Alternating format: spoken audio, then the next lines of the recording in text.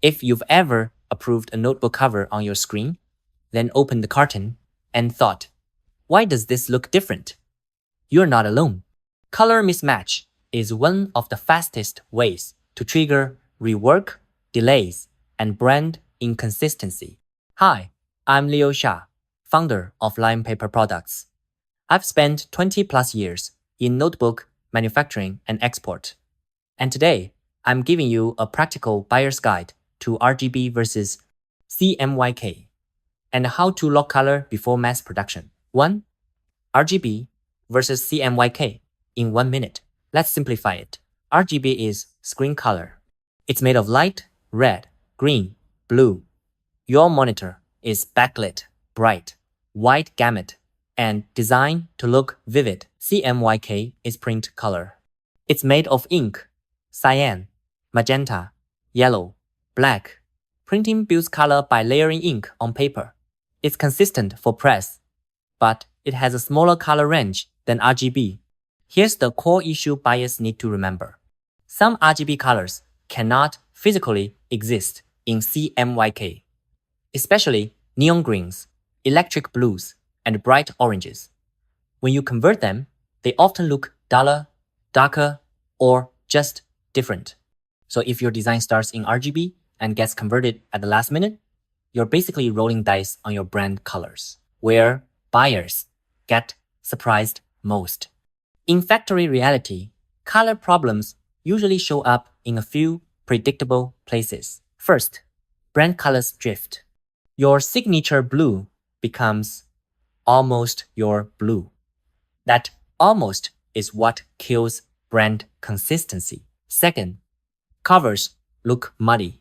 This happens when CMYK builds are heavy, profiles are wrong, or the paper doesn't support the color density the artwork expects. Third, skin tones shift. Lifestyle covers can look too warm, too gray, or too red. It's common and it's preventable. Fourth, paper changes color. Coated versus uncoated is a totally different world. Even within white paper, different shades and brightness levels change how ink appears. Fifth, lamination changes perception. Matte, gloss, soft touch, these aren't just protection.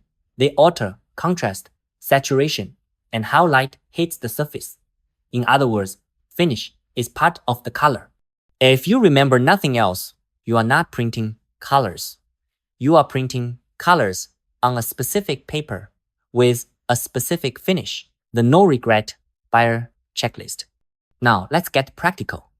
If you are buyer, sourcing manager, or product manager, this is the checklist that prevents 80% of color disasters. Copy this into your RFQ.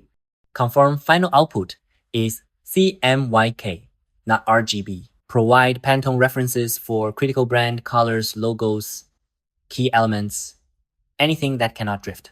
Request a soft proof using the printer's ICC profile. Approve a physical pre-production sample, your golden sample.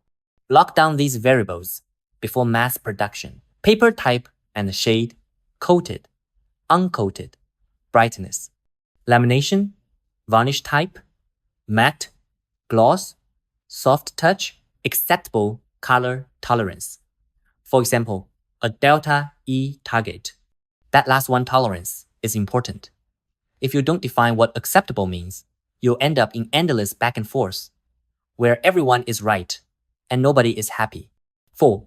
How to talk to suppliers. 5 questions that save you. Here are 5 questions I want you to ask any supplier, because the answers tell you whether they can truly control color or they're just printing and hoping. Question 1. Which ICC profile will you use for proofing and printing? If they don't know or they say default, that's a risk. Question 2. Will you run a physical proof on the actual stock, not similar paper, not close enough actual stock? Question 3. How do you control batch-to-batch consistency? Look for calibration, routines, records, and ISO style processes. Question 4. Can you match Pantone on this material and finish? And what are the limits? A professional supplier will tell you what's possible and what's not. Upfront. Question 5.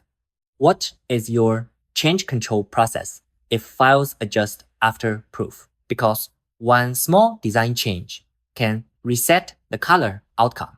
These 5 questions will instantly separate suppliers who manage color like a system from suppliers who treat color like luck. Practical rule of thumb.